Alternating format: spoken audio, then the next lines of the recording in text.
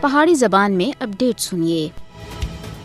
آج جدھر دنیا بھر میں دہشت گردی دے متاثرین کو یاد کرنے اور انہاں کو خراج عقیدت پیش کرنے دا عالمی دہاڑا منایا جا رہا ہے، ادھر ہی مقبوضہ جموں کشمیر وچ بھارتی دہشت گردی دن ب دن بدتی جا رہی ہے۔ مقبوضہ جموں کشمیر لگاتار بھارت تے فوجی معاشرے تے وچ ہے اور کشمیری ہر دیہڑے دی بنیاد دے اوتے بھارتی دہشت گردی دا سامنا کر رہے ہیں۔ مودی دی حکومت سن مقبوضہ علاقے کو ریاستی سرپرستی وچ دہشت گردی دی تجربہ گاہ دے وچ بٹا کے دا ہے۔ خاص طور دے اوتے 5 اگست 2019 وچ جموں کشمیر دی خصوصی حیثیت دی منسوخی دے بعد تے مودی حکومت سن اپنی ریاستی دہشت گردی کو بہت زیادہ بدا کے دا ہے۔ مقبوضہ جموں کشمیر وچ گزرے 35 سالاں وچ بھارتی فوجیاں دے ہتھوں 96,340 کشمیری شہید ہوئے ہیں۔ بھارت دی ریاستی دہشت گردی دے نتیجے وچ مقبوضہ کشمیر وچ ایک بڑی تعداد وچ بچے یتیم اور خواتین بیوہ ہوئی ہیں۔ 1989 تے کہن کے اس ویلے تک بھارتی ریاستی دہشت گردی کی وجہ دے مقبوضہ جموں کشمیر دے اندر 22,977 خواتین بیوہ ہوئی ہیں اور 1,07,965 بچے یتیم ہوئے ہیں۔ 11,264 کشمیری خواتین دی بے حرمتی دے واقعات رپورٹ کیتے گئے، جبکہ بھارتی فوجیاں سن گھراں سمیت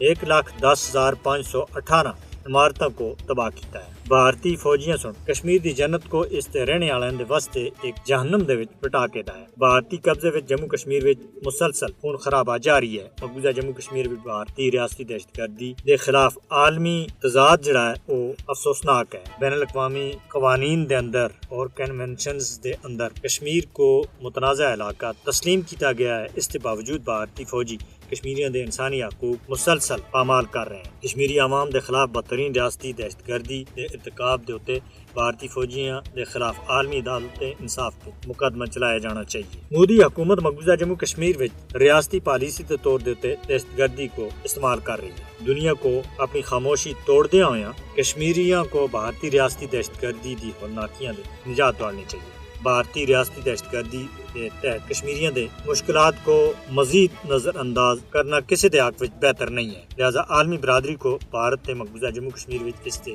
جنگی جرائم دے حوالے تھیں پوچھا جانا چاہیے۔